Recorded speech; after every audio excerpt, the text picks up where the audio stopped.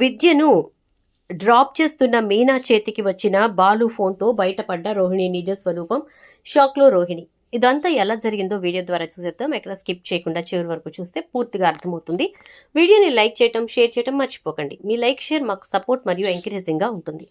ఇక మొత్తం మీద చూసుకున్నట్లయితే కనుక రోహిణి తన కొడుకుని స్కూల్లో జాయిన్ చేసేసి చాలా సంతోషంగా ఉంటుంది. విద్యతోటి ఆ ఫోన్ని పడేయమని చెప్పింది కదా, విద్య ఏమో అది పోగొట్టుకుంది. పోగొట్టుకోవడమే కాకుండా అది కాలువలో పడేశాను అని చెప్పి రోహిణికి అబద్ధం చెప్పింది. ఇక అటు ఫోన్ గొడవ వదిలిపోయింది, ఇటు కొడుకు కూడా చాలా సంతోషంగా ఉన్నాడు అని చెప్పి చాలా హ్యాపీగా ఉంటుంది.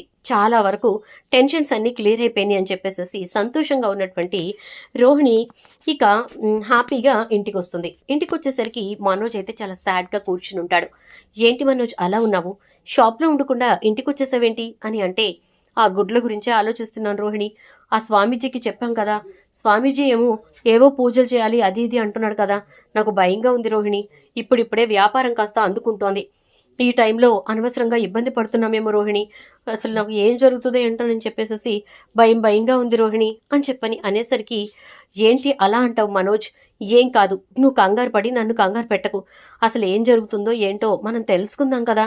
అసలు అలా గుడ్లు పెట్టి పూజలు చేసి ఇలాంటివన్నీ ఉంటాయంటావా అని అంటే, ఉంటాయి రోహిణి, నీకు తెలియదేమో, ఖచ్చితంగా ఉంటాయి అని చెప్పేసేసి ఇక అంటూ ఉంటుంది ప్రభావతి. ప్రభావతి మాటలతోటి ఇక వెంటనే, సరే అయితే మీరు అన్నట్టుగానే అలాంటివి ఉంటాయంటే ఆ పూజలు ఏవో చేసేద్దాం అత్తయ్య అని చెప్పని అంటుంది. చేద్దాం, ఆయన ఏమేం పూజలు చెప్పాడు అని అడుగుతుంది ప్రభావతి.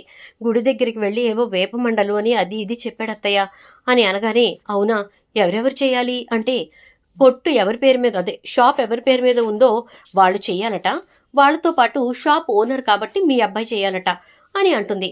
దాంతో ఇక ప్రభావతి, అంటే అది ప్రభావతి ఫర్నిచర్స్ అని ఉంది కదా, కాబట్టి నేను నా కొడుకు మేమిద్దరం చెయ్యాలా అని చెప్పనంటే, మీరిద్దరే చెయ్యాలంట అని చెప్పని అనగానే ఇక వెంటనే, అవునా, సరే అయితే ఇప్పుడు మేమిద్దరం కలిసి వేప మంటలు పట్టుకుని ఎగరాలా అంటుంది ప్రభావతి. ఎగరాల్సి వస్తే ఎగరాలి కదా అత్తయ్య అని చెప్తుంది రోహిణి అయితే.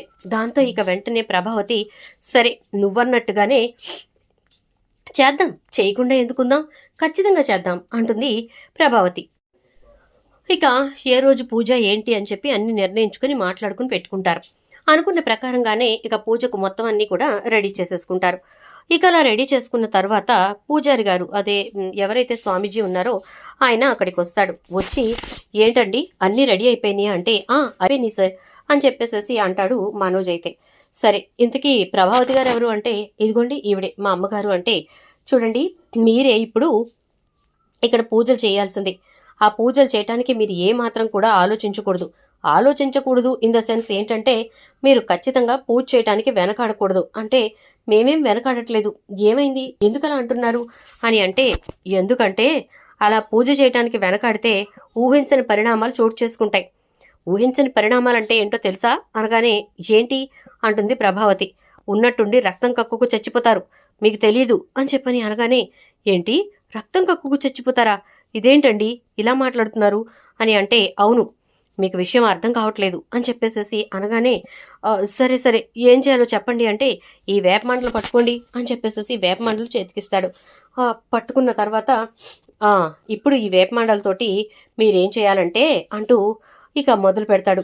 ఏంటిది, అసలు ఈయన ఏం చెప్తున్నాడో నాకు ఏం అర్థం కావట్లేదు అనుకుంటూ ఉంటుంది ప్రభావతి. ఇప్పుడు మీ చీర చెంగుకి వేపమండలు కట్టండి అని అంటే, చీర చెంగుకు వేపమండలు కట్టడం ఏంటండి అని అంటుంది. కట్టండి అని చెప్పానంటే, బాబు మనోజ్ నువ్వు ఇవి పట్టుకో అని చెప్పి మనోజ్ చేతికిస్తే, రోహిణి ఏంటి రోహిణి ఇదంతా అంటూ ఉంటాడు. అబ్బా సైలెంట్గా చెయ్యి మనోజ్, మన వ్యాపారం బాగుండాలంటే చెయ్యక తప్పదు అని చెప్పని అనగానే, సరే అయితే చేస్తాను అని చెప్పేసేసి ఇక ఇద్దరు కూడా ఆయన చెప్పినట్టుగా గుడి చుట్టూ ప్రదక్షిణలు చేస్తారు. ప్రదక్షిణలు చేసిన తర్వాత ఇక అక్కడ తీసుకొచ్చి గుడి దగ్గర ఒక పక్కన పూజ మండపం అది ఏర్పాటు చేసి ఇక అక్కడ పూజలు చేయిస్తాడు ఆ స్వామీజీ. అయిపోయాక, ఇదిగో ఈ కుంకుమ పసుపు ఇవి రెండు తీసుకెళ్ళి జాగ్రత్తగా మీరు మీ షాప్ ముందు ఒక ముగ్గులాగా వేయండి, అర్థమైందా అంటే, చూసిన వాళ్ళు చేతబడి ముగ్గులు అనుకుంటారండి అని చెప్పని అంటే, ఎవరేమనుకున్నా మీకు అనవసరం, మీరు మాత్రం ఇది ముగ్గు వేసి తీరాల్సిందే, ఇది వేసిన తర్వాత కానీ వాళ్ళు చేసినటువంటిది ఏదైతే పూజలు ఉన్నాయో అవి రివర్స్ అవుతాయి, వాళ్ళకే కొడతాయి అని చెప్పని అనగానే అవునా సరే అయితే అని చెప్పని అంటుంది ప్రభావతి. ఇక అలా అన్న తర్వాత పూజ పూర్తయిపోతుంది. సంతోషంగా వాళ్ళైతే ఇక ఇంటికి తిరిగి వచ్చేస్తారు. ఇక ఇంటికి తిరిగి వచ్చేసిన తర్వాత ప్రభావతి అయితే చాలా హ్యాపీగా ఫీల్ అవుతూ ఉంటుంది. ఎందుకంటే ఇంకా అయిపోయినాయి కదా పూజలన్నీ, ఇంకా వీడికి ఏమీ కాదు, వీడి విషయంలో వీడి షాప్ దగ్గర ఎటువంటి ఇబ్బంది ఉండదు అని చెప్పేసి ప్రభావతి చాలా హ్యాపీగా ఫీల్ అవుతూ ఉంటుంది. ఇక అలా హ్యాపీగా ఫీల్ అవుతున్న టైంలోనే ప్రభావతికి ఒక అనుమానం వస్తుంది. ఒరేయ్, ఒకవేళ ఈ పూజ వికటిస్తే ఏం జరుగుతుంది అని అనగానే ఏం జరుగుతుందా, చెప్పాడుగా, వ్యాపారం మొత్తం సర్వనాశనం అయిపోతుంది. మనం ఎంత కష్టపడి ఈ పొజిషన్కి వచ్చామో అక్కడ నుంచి ఢమాల్మని కిందికి పడిపోతాం అని అంటాడు. అవునా అమ్మ బాబోయ్, ఇంత శక్తి ఉందా దీనికి అని అంటుంది. అయిన తర్వాత ఇక మీనా అయితే అత్తయ్య నాకు పనుంది, నేను బయటకు వెళ్తున్నాను అని చెప్పని అంటుంది. ఏం పని? ఆ ఊరి మీద బలాదూరు తిరగటమేగా అని చెప్పని అంటే, బలాదూర్లు తిరగాల్సిన అవసరం నాకేమీ లేదు అత్తయ్య, పూలు ఇవ్వడానికి వెళ్తున్నాను అని చెప్పని అంటుంది. సరే అయితే వెళ్ళు అనేసేసి నువ్వు రా రోహిణి అని చెప్పి రోహిణిని తీసుకొని వెళ్ళి కూర్చుని పిచ్చాపాటి మాట్లాడుతూ ఉంటుంది ప్రభావతి. ఇక మీనా అయితే బయలుదేరి బయటికి వెళ్తుంది. అలా వెళ్ళిన తర్వాత మీనా కొంత దూరం వెళ్ళేసరికి విద్య మీనాకి ఫోన్ చేస్తుంది. ఏంటి విద్య అని చెప్పని అంటే, మీనా ఎక్కడున్నావు అని అంటే, ఇక్కడే ఉన్నాను, ఏమైంది అని చెప్పని అంటుంది. ఏం లేదు, మా రూమ్కి దగ్గరలో ఉన్నావా అని అడుగుతుంది. దగ్గరలోనే ఉన్నాను, ఇక్కడే పూలు ఇవ్వడానికి బయలుదేరుతున్నాను అని చెప్పని అంటే, అవునా ఏం లేదు మీనా, ఏమైందంటే నిన్ననే నా చెప్పు తెగిపోయింది, దీన్ని కుట్టించాను కానీ మళ్ళీ అది అలాగే తెగిపోయింది, అందుకోసమే చెప్పు కుట్టించుకోవడానికి అని చెప్పేసి బయలుదేరాను, కానీ చెప్పులు చేత్తో పట్టుకుని నడవలేను కదా అని చెప్పని అంటుంది. ఓహ్ అంతేనా, నాకు తెలిసిన తాతయ్య వాళ్ళు ఉన్నారు, వాళ్ళ దగ్గరికి తీసుకెళ్తాను పదా అని చెప్పేసేసి అంటుంది మీనా. సరే అయితే పద అని చెప్పేసేసి ఇక విద్య మీనా బండి ఎక్కుతుంది. ఎక్కేసరికి ఇక మీనా విద్యను తీసుకుని వాళ్ళ దగ్గరికి వెళ్తుంది. ఓ వీళ్ళు మీకు తెలిసిన వాళ్ళేనా, నేను నిన్నొచ్చి వీళ్ళ దగ్గరే కుట్టించుకున్నాను తాత, నిన్నే కదా కుట్టావు, మళ్ళీ అది తెగిపోయింది చూడు అని చెప్పేసి విద్య అతనికి ఈ చెప్పిస్తుంది. ఇచ్చేసరికి అయ్యో నిజమేనమ్మా, అప్పుడే తెగిపోయిందేంటి, నువ్వు ఫాస్ట్గా ఏమన్నా నడిచావా, పరుగు పెట్టడం కానీ కంగారుగా నడవటం కానీ జరిగిందా అంటే, కొంచెం కంగారుగా నడిచానులే అనగానే, అలాంటప్పుడే అడుగులు తడబడతాయమ్మా, అట్లాంటప్పుడు ఇలా తెగిపోవడం సహజమే, పర్వాలేదులే నేను ఊరకనే కుట్టిచ్చేస్తాను అని అంటే, ఊరికనే ఏం వద్దు తాత, నీ డబ్బులు నీకు ఇచ్చేస్తాను అంటుంది. ఏం పర్వాలేదమ్మా అంటూ ఉంటే ఇక్కడి నుంచి మా అమ్మగారు మీనాతో మాట్లాడుతూ ఉంటుంది. అమ్మా మీనా, ఆ రోజు నేను కిడ్నాప్ చేశారు కదా, ఆ వెధవలు నిన్నేమన్నా అన్నారా అని చెప్పని మాట్లాడుతూ ఉంటే, లేదు లేదు ఏమీ అనలేదు, వాళ్ళు ఎందుకంటారు నన్ను అని చెప్పని అంటుంది. ఆ రోజున బాలుకి ఇలా ఇలా జరిగిందని చెప్పి పంపించావమ్మా, బాలు వచ్చి నిన్ను కాపాడి తీసుకొచ్చుకున్నాడా అంటే, అవును కాపాడే తీసుకొచ్చుకున్నాడు అని చెప్పని అనగానే, మరి ఇంకేమమ్మా శుభ్రంగా ఉండు, అసలు ఆ వెధవలు ఎవరో ఏంటో తెలియట్లేదు కానీ ఆ వెధవలు ఎందుకమ్మా నిన్ను ఎత్తుకుపోయారు అంటే, ఏమో ఒక్కొక్కడికి అలా పైత్యం వస్తూ ఉంటుంది కదా, సరే వదిలేయండి అని చెప్పి మాట్లాడుతూ ఉంటుంది. ఈలోపు ఈ ముసలావిడ, అమ్మా నిన్న నువ్వు ఇక్కడి నుంచి వెళ్తున్నప్పుడు నీ చేతిలో నుంచి ఒక ఫోన్ పడిపోయింది, ఇదిగో ఇదే ఆ ఫోన్ అని చెప్పని ఇస్తుంది. ఇచ్చేసరికి ఆ మామగారి చేతిలో నుంచి తాతయ్య తీసుకొని, ఈ ఫోనే, మళ్ళీ నువ్వు ఏ తప్పు తీస్తున్నావని చెప్పి తీసుకున్నానులే, ఇదిగోమ్మా తీసుకో అని చెప్పని ఇస్తూ ఉంటే బాలు ఫోన్కి ఉండే స్ట్రిప్ క్లియర్గా కనపడుతుంది మీనాకి. ఏది ఒక్కసారి టివ్వు అని చెప్పి మీనా టక్కుని లాక్కుంటుంది. అయిపోయిందిరా దేవుడా, దొరక్క వేళ్ళకే దొరికింది, నేను మళ్ళీ ఇక్కడికే వచ్చాను, దాంతోపాటు మీనాతో సహా వచ్చాను, అయిపోయాను నేను అని చెప్పేసి అనుకుంటూ ఇక టెన్షన్ పడిపోతూ ఉంటుంది. టెన్షన్ పడిపోతూ ఉంటే మీనా ఫోన్ తీసుకుని, ఇది ఇది ఇది మా ఆయన ఫోన్ కదా అని చెప్పని అంటే, ఇది బాలు ఫోనా, నిన్న ఈ అమ్మాయి చేతిలో నుంచే కింద పడింది అని చెప్పని అనగానే, ఏంటి ఈ అమ్మాయి చేతిలోంచా, విద్య ఏంటిది, ఈ ఫోన్ నీ దగ్గరికి ఎలా వచ్చింది అని అంటే, ఇది బాలు ఫోనా, నాకు తెలీదు, నాకు నిన్న అక్కడి నుంచి బయలుదేరి రూమ్ దగ్గర నుంచి బయలుదేరి వస్తూ ఉంటే దారిలో దొరికింది, ఎవరిదా ఈ ఫోను అని చెప్పి చూశాను, ఇక ఆ ఫోన్ని నాదైతే నేను బ్యాగ్లో పెట్టుకునే దాన్ని కదా, నాది కాకపోయేసరికి నేను దాన్ని చేత్తో పట్టుకోవడంతో ఇక అప్పుడు ఇదిగో ఈ తాతయ్య వాళ్ళ దగ్గర చెప్పు కుట్టించుకుని వెళ్తున్నప్పుడు చేయి జారిపోయినట్టుంది అని చెప్పని అంటే, ఎక్కడ దొరికింది నీకు అని చెప్పని అంటుంది. అది అది అంటూ తడబడుతూ ఉంటుంది. నిజం చెప్పు విద్య, ఇది నీకు దొరకలేదు అని చెప్పి గబగబా ఫోన్ అంతా చెక్ చేస్తుంది. అందులో శివ వీడియో ఉండదు. ఇందులోంచి శివ వీడియో డిలీట్ అయింది. ఎవరో కావాలని చెప్పి మా దగ్గర నుంచి ఫోన్ దొంగిలించి ఆ వీడియోని డిలీట్ చేసినట్టున్నారు. చెప్పు విద్య, ఇది ఎక్కడ దొరికింది నీకు, నిజం చెప్పు అంటూ ఉంటే అది అది మీనా అంటూ తడబడుతూ ఉంటుంది. నిజం చెప్తావా, చెంప పగలగొట్టమంటావా అని అనేసరికి, నన్నెందుకు కొడతావు మీనా, నేనేం చేశానని చెప్పి, అసలు చేసిందంతా రోహిణి అని చెప్పని అంటుంది. రోహిణియా, రోహిణి ఏం చేసింది అనగానే, ఆ గుణ వాళ్ళతో చేతులు కలిపి రోహిణియే ఈ ఫోన్ కొట్టేసి వాళ్ళకి ఇందులో ఉన్న శివ వీడియోని ఇచ్చింది. వాళ్ళేమో ఆ వీడియోని డిలీట్ చేసి, అదే ఇందులోంచి డిలీట్ చేసి వాళ్ళు తీసుకొని వైరల్ చేసేశారు అని చెప్పని అనగానే ఒక్కసారిగా షాక్ అయిపోతుంది. ఇదంతా రోహిణి పనా అనగానే, అవును మీనా, ఇదంతా రోహిణి పనే, నా తప్పేమీ లేదు మీనా, నన్నేమీ అనుకు దీంట్లో ప్లీజ్ అంటూ ఉంటుంది. ఇంత జరుగుతుంటే కనీసం మాకు చెప్పాలని చెప్పి నీకు అనిపించలేదు చూడు అనగానే, ఏం చేయమంటావు మీనా, నా ఇష్టమా ఏంటి చెప్పు, రోహిణి ఎలా మాట్లాడుతుందో ఎలా చేస్తుందో నీకు తెలియందేం కాదు కదా అని చెప్పని అంటే, సరే అయితే ఏం చేయాలో నాకు అర్థమైంది, వదిలేసేయ్ అని చెప్పని అంటుంది.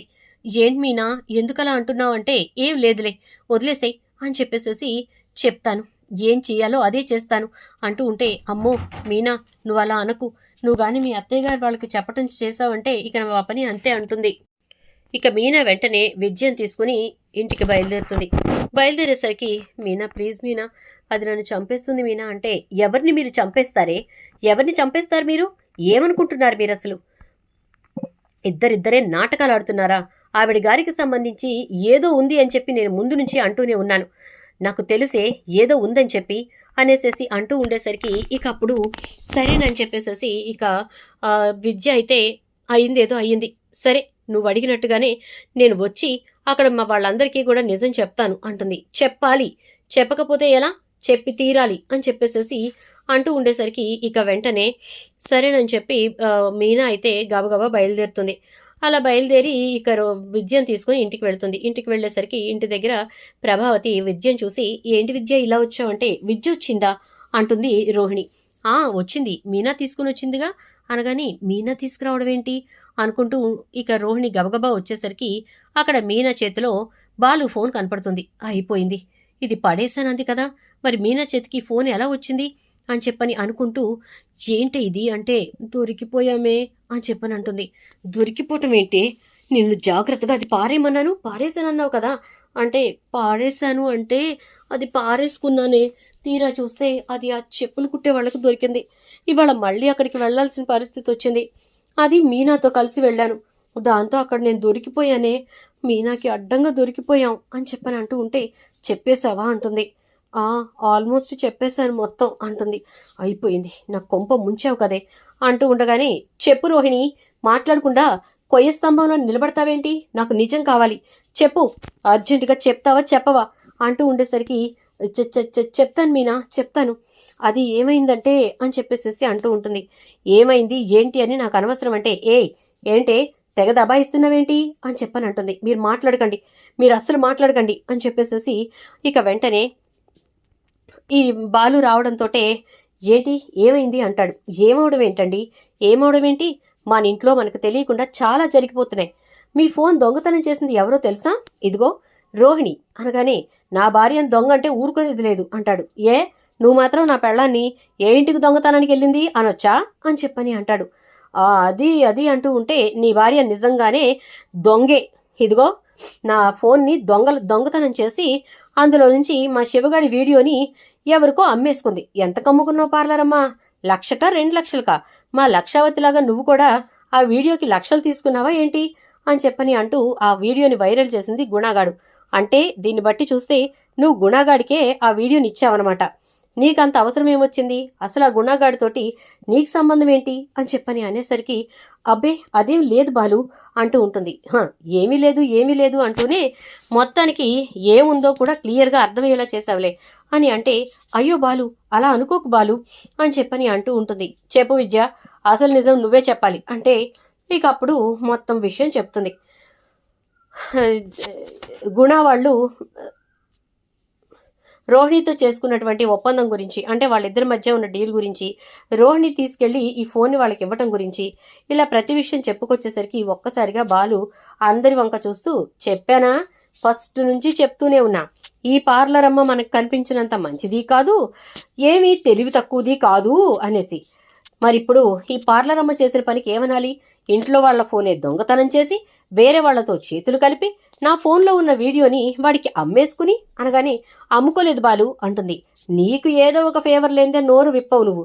అలాంటిది నువ్వు నా ఫోన్ని తీసుకెళ్లి పనిగట్టుకుని వాడికి ఇచ్చావంటే అందులో నీకు ఏదో ఒక ఫేవర్ ఉండే ఉంటుంది.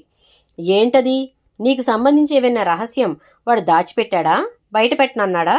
ఏంటి పార్లరమ్మా, నీకు సంబంధించి చాలానే రహస్యాలున్నాయి కదా, అందులో ఏ రహస్యం బయట పెట్టనన్నాడు అని చెప్పనంటే, రహస్యాలా? నాకేం రహస్యాలున్నాయి బాలు అని చెప్పని అంటుంది.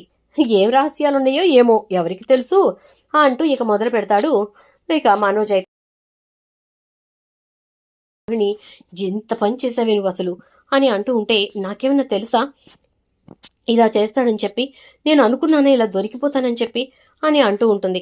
ఏమనుకోవడమో ఏంటో, మొత్తం మీద అయితే నా కొంప ముంచేశావు అని చెప్పేసేసి అంటూ ఇక రోహిణి అయితే అంటూ ఉంటుంది. ఈలోపు ఇక బాలు, చెప్పున్నానా, ఈవిడ నా ఫోన్ని దొంగతనం చేసింది, అసలు నా ఫోన్ దొంగిలించాల్సిన అవసరం ఏముంది, ఎందుకు చేసింది అని చెప్పేసేసి అంటూ ఉండేసరికి ఇక వెంటనే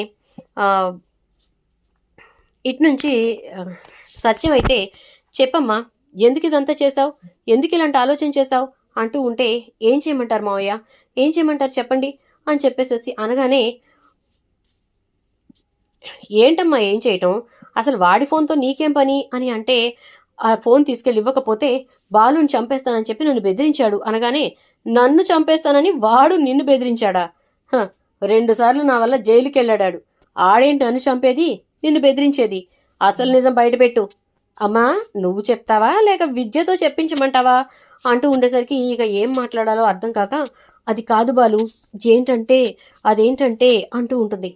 ఇక చాలా కోపం వచ్చినటువంటి మీనా గబా గబా వెళ్ళి రోహిణి చెంప చెల్లును పగలగొట్టి, నిజం బయట పెట్టవే ఫస్ట్ అని చెప్పని అనగానే, అది ఏంటంటే అంటూ ఉంటే ఇక విద్యకి భయం వేస్తుంది. అటు తిప్పి మీనా తన్ని కొడుతుందేమోనని చెప్పి భయపడి వెంటనే ఇక, ఏమి లేదు మీనా, రోహిణికి ముందే పెళ్ళయింది, ఆ విషయాలన్నిటి గురించి బయట పెడతామని చెప్పేసేసి వాళ్ళు బెదిరించారు. రోహిణి పెళ్లితో పాటు తన కొడుకు గురించి కూడా బయట పెడతామన్నారు. అందుకోసం అని చెప్పి రోహిణి అలా బయట పెడతానన్న వాడిని ఇదిగో ఆ గుణాకు అప్పచెప్పింది. గుణాగాడేమో వాడు చావు చిత కొట్టాడు. దాంతో ఇక వాడు చావు బతుకుల మధ్యకు వెళ్ళాడు. వాడిని ఎలా అయినా కాపాడాలంటే నువ్వు ఈ డబ్బులు తీసుకురా అని చెప్పేసి అన్నాడు. అదే ఆ వీడియో తీసుకురా అన్నాడు. ఆ వీడియో తీసుకెళ్ళి ఇచ్చాము. ఇచ్చిన తర్వాత వాడిని చావు చిత కొట్టాం కాబట్టి వాడు మంచాన పడ్డాడు. వాడిని కేరళ పంపించి వైద్యం చేయించాలి అంటే 2 లక్షల రూపాయలు కావాలి అన్నారు. ఏం చేయాలో అర్థం కాలేదు. అందుకోసమే కామాక్షి ఆంటీ వాళ్ళ ఇంట్లో కందిపప్పు డబ్బాలో ఉన్న డబ్బులు తీసేశాను. ఆ డబ్బులు ఇచ్చాము. ఇక ఆ తర్వాత ఏమో అంటూ వరస పెట్టి మొత్తం బయట పెట్టేస్తుంది. ఇక రోహిణి అయితే కళ్ళు తిరిగి డామును పడిపోతుంది. అలా పడిపోయేసరికి ఇది నాటకం మొదలు పెట్టేసిందమ్మో అని చెప్పేసేసి బాలు గట్టిగా అరుస్తూ ఉంటే మనోజ్ వెళ్ళి నీళ్లు చల్లి లేచి కూర్చో అని చెప్పని అంటాడు. మనోజ్, అది కాదు మనోజ్ అంటే, మాట్లాడకుండా కూర్చో రోహిణి అంటూ ఉండగానే ఇక విద్య ఫ్లో ఆగనట్టుగా ఇంకా చెప్పేస్తూ ఉంటుంది. అదేంటంటే, ఇప్పుడు ఆ 2 లక్షలు తను పూడ్చాలి కదా, లేకపోతే పోలీస్ స్టేషన్కి వెళ్తామన్నారు కదా, అన్నీ బయటకు వస్తాయి అని చెప్పి గబగబా తన మెడలో ఉన్న పుస్తల తాడు తాకట్టు పెట్టేసి 2 లక్షలు తీసుకొచ్చి కామాక్షి ఆంటీకి ఇచ్చింది. ఆంటీ పెసరపప్పు డబ్బాలో దొరికాయని చెప్పి తీసుకొచ్చి ఇచ్చినటువంటి ఆ 2 లక్షలు మళ్ళీ రోహిణియే తీసుకెళ్ళి అక్కడ ఇచ్చింది అని చెప్పని అని మొత్తం చెప్పి ఇది జరిగింది అని చెప్పని అంటుంది. దాంతో ఇక మొత్తం రోహిణి బండారం బయటపడుతుంది. అంటే మలేషియాలో మా నాన్నున్నాడు, జైల్లో ఉన్నాడు అని చెప్పింది అంటే అబద్ధమే ఆంటీ అంటుంది. ఈవిడికి కొడుకు తల్లి ఇద్దరు ఉన్నారు, ముందే పెళ్ళైంది అంతేనా అంటే అదే నిజమాంటీ అంటుంది. అన్నీ చెప్పావా, ఇంకేమన్నా దాచావా అంటే ఇంకొకటి దాచానంటీ. అదేంటంటే కొడుకుని తల్లిని తీసుకొచ్చి ఇక్కడే పెట్టుకుంది. వాళ్ళిద్దరూ ఇక్కడ దగ్గరలోనే ఒక స్కూల్లో కొడుకుని జాయిన్ చేసింది, ఇల్లు తీసి పెట్టింది, ఇంకెంతే ఆంటీ అని చెప్పానంటే వెళ్ళు అనేసి అంటుంది. ఇక ప్రభావతి కోపం కట్టలు తెంచుకుంటుంది. ఇటు నుంచి రోహిణి అయితే ఏం మాట్లాడలేక అలా నిశ్చేష్టంగా కూర్చుని ఉంటుంది. మనోజ్ ఏం మాట్లాడకుండా ఇంట్లోంచి వెళ్ళిపోతాడు. సత్యం ప్రభావతి వంక చాలా సీరియస్గా చూస్తూ ఉంటాడు. ముందు వెనక ఆలోచించకుండా, ఎవరో ఏంటో తెలుసుకోకుండా డబ్బున్న మనిషి అయితే చాలు అని చెప్పేసేసి పెళ్లి చేసావు కదా, ఇలాగే ఉంటుంది అంటూ చాలా కోపంగా మాట్లాడతాడు. చూద్దాం ఏం జరుగుతుందో. వీడియో నచ్చితే లైక్ చేసి వీడియోని షేర్ చేయండి, ఛానల్ సబ్స్క్రైబ్ చేయండి, పక్కనే బెల్ ఐకాన్లో ఆల్ ట్యాప్ చేయండి.